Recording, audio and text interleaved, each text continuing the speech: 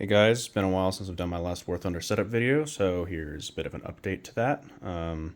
Still got track IR, still a bit scuffed in terms of there's wires poking out, and this might fall apart any time. Like the top and bottom parts of this are starting to separate, but you know, it is what it is. I have changed, however, my Hotas from the Logitech X56 to the WinWing Orion 2. I have the F18 throttle and the F16 grip, F16EX, I guess, because I got this little doodad on the side of it. And then I also, since that stick does not have twist, I got some rudder pedals. I have the VKB T rudder Mark IVs. Very nice. I like them a lot. The only complaint I really have about them is that I had to Loctite down all of the screws because they kept unscrewing on me. It was very frustrating. But yeah, so my control setup has also changed a little bit because I have way more buttons than I actually need now.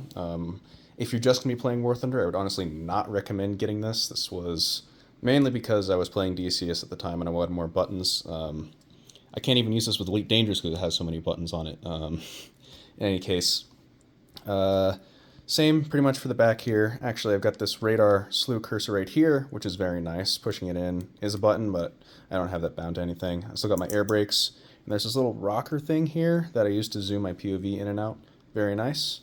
This is how I toggle my wing sweep. So between, if I'm playing the F14, if I want to toggle between automatic and manual wing sweep, I just press that button. Kind of nice because I can kind of press it with my finger a bit while my hand's on the throttle. I also have this slider here, I believe, is my wing sweep slider. Jettison. I've honestly done a lot of stuff for like landing on keyboards. So if I'm going to land, I just press G on the keyboard and Alt G for shoot deployment. On the side here, I have this four-way hat switch that I can depress. Depressing doesn't do anything. Pushing it down is flaps down, up is flaps up. This right here is radar, so up, down, radar. I don't have these buttons down here bound to anything. Most of my controls are actually over here on my stick. So I have flares right here, so got push and pull. So I think pull is flares, push forward is periodic flare release. Have radar right here, so ACM lock, all that good stuff. This button right here I have for fire air-to-air missiles. I have this also little button down here for fire secondary weapons if I'm using weapon selection. This right here is a little four-way hat switch that I can push in again. There's so many four-way hats on this goddamn thing. This is how I do weapon selection. I just mess with that to get whatever I want. Then this is trim, nothing super fascinating there. This is radar controls, like miscellaneous stuff, like changing the scan range and everything. This little joystick thing right here I actually use for targeting pods. So if I'm flying ground sim or whatnot, and I want to go to my targeting pod view and mess around with targets, this is what I use to do that, and I press forward on that to stabilize or lock onto anything. I also have this little doodad here. This can flick up and like lock up, and then it's a huge mess. It's very weird, but I use this for dropping dumb bombs.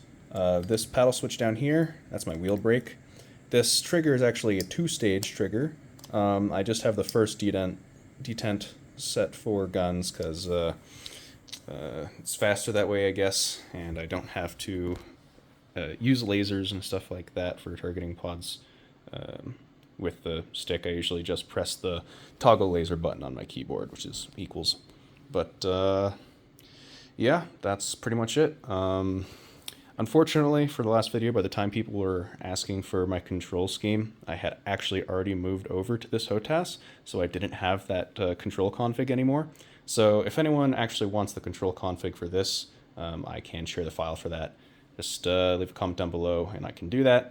Also, I'm planning on doing some dev server content here. I think all the new jets finally have cockpits, so I'm going to do some goofing around in sim test flight to kind of see what their performance is. Although it is a dev server, all subject to change, all that stuff. Anyways, hope this might have been informative, answer some questions, and I'll catch you in the next one.